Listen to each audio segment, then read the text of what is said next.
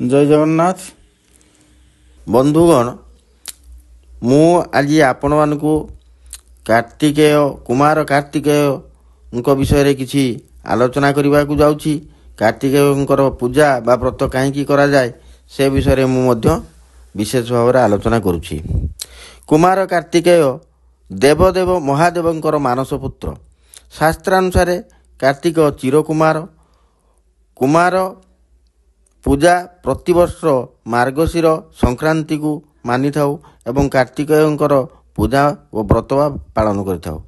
କୁମାର କାର୍ତ୍ତିକେୟଙ୍କର ପୂଜା କେବଳ ପୁତ୍ରକାମୀମାନେ କରୁଥିବା ବ୍ୟକ୍ତିମାନେ କରିବେ, ତାହା ବରଂ ସମସ୍ତେ କରିପାରିବେ।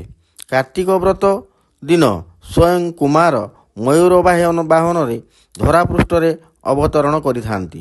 ଏହି ଦିନ ଯେଉଁମାନେ କୁମାରଙ୍କୁ ପୁଷ୍ପ ନୈବେଦ୍ୟ ଦେଇ ପୂଜା କରିବେ, ପୂଜା କରିବା ଦ୍ୱାରା ଶତ୍ରୁ ଦମନ ହୋଇଥାଏ। ଭକ୍ତିର ଭାବରେ ଯିଏ ପୂଜା କରିଥାଏ ସେ ବ୍ୟକ୍ତି ସୁପୁତ୍ର ଜନ୍ମ ହୋଇଥାଏ, ଦୀର୍ଘାୟୁ, ପୁତ୍ରବାନ, ଗୁଣବାନ ମଧ୍ୟ ହୋଇଥାଏ। କୁମାର କାର୍ତ୍ତିକେୟଙ୍କର ଦେବତାମାନଙ୍କର ସେନାପତି କାରଣରୁ ଯେଉଁ ପୁତ୍ର ଜନ୍ମ ହୁଏ ସେ ପୁତ୍ର ସେନାପତି ଭଳି କାର୍ଯ୍ୟକ୍ଷମ ଶକ୍ତିଶାଳୀ ହୋଇଥାନ୍ତି। ହେ ପାର୍ବତୀ ନନ୍ଦନ, ତୁମର କୃପାରୁ ମୋର ଆପଣଙ୍କର ଏଇଭଳି ପୁତ୍ରଟିଏ ଜନ୍ମ ଲାଭ କରୁ ଏବଂ ମୋର ସର୍ବବିଘ୍ନ ବିନାଶ କରନ୍ତୁ, ମନବାଞ୍ଛିତ ଫଳ ପ୍ରଦାନ କରନ୍ତୁ। କୁମାରଙ୍କୁ ଗୌରୀପୁତ୍ର ମଧ୍ୟ ବା ଷଡ଼ାନନ ବୋଲି କୁହାଯାଏ। ଷଡ଼ାନନ ରାକ୍ଷସମାନଙ୍କୁ ମଧ୍ୟ ବିନାଶ କରନ୍ତୁ। ଏଇଭଳି ଏକ ପୁତ୍ର ମୋର ଜନ୍ମ ହେଉ, ପୂଜା କରି ସମସ୍ତେ ପ୍ରାର୍ଥନା କରନ୍ତୁ।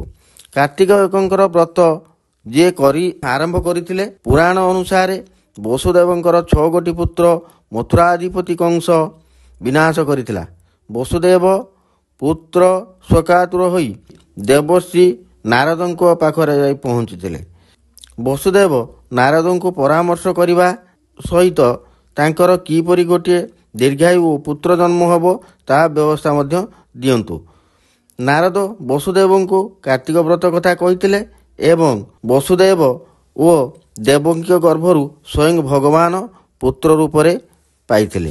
ସର୍ବଶେଷରେ କାର୍ତ୍ତିକ ବ୍ରତ ବୃଶ୍ଚିକ ସଂକ୍ରାନ୍ତି ଦିନ ପୁତ୍ରାଭିଳାଷୀମାନେ ସ୍ତ୍ରୀମାନେ ମୃତ୍ତିକା ନିର୍ମିତ କାର୍ତ୍ତିକେୟଙ୍କର ପ୍ରତିମା ସ୍ଥାପନ କରି ତାଙ୍କର ସମ୍ମୁଖରେ ବସାଇ ଗଣେଶ, ବିଷ୍ଣୁ, ଶିବ, ପାର୍ବତୀ, ଲକ୍ଷ୍ମୀ, ସରସ୍ୱତୀ, ଇନ୍ଦ୍ରାଦି ଦଧିଗୋପାଳମାନଙ୍କୁ ଓ ନବଗ୍ରହ ପୂଜା କରିବା ମୟୂର ବାହନକୁ ପୂଜା କରନ୍ତୁ। ବିଧି ଅନୁସାରେ ପୂଜା କଲେ ଏବଂ କାର୍ତ୍ତିକେୟଙ୍କର କବଚ ପାଠ କରନ୍ତୁ ବା ଶ୍ରବଣ କରନ୍ତୁ। ଏହା କରିଲେ ପୁତ୍ର ଦୀର୍ଘାୟୁ, ବଳିଷ୍ଠ, ବିଦ୍ୱାନ, ଧୀମାନ, ଧାର୍ମିକ ପୁତ୍ର ମଧ୍ୟ ହୋଇଥାଏ। ଯେଉଁମାନଙ୍କର ପୁତ୍ର ଅବାଟକୁ ଚାଲି ଯାଉଛନ୍ତି ସେହି ମା'ମାନେ ମଧ୍ୟ କୁମାରଙ୍କର ପୂଜା ଓ କବଚ ପାଠ କଲେ ନିଶ୍ଚିତ ପୁତ୍ର ସୁପଥଗାମୀ ହୋଇଥାନ୍ତି। ବନ୍ଧୁଗଣ, ମୁଁ ଏତିକି କହି ବିଦାୟ ନେଉଛି।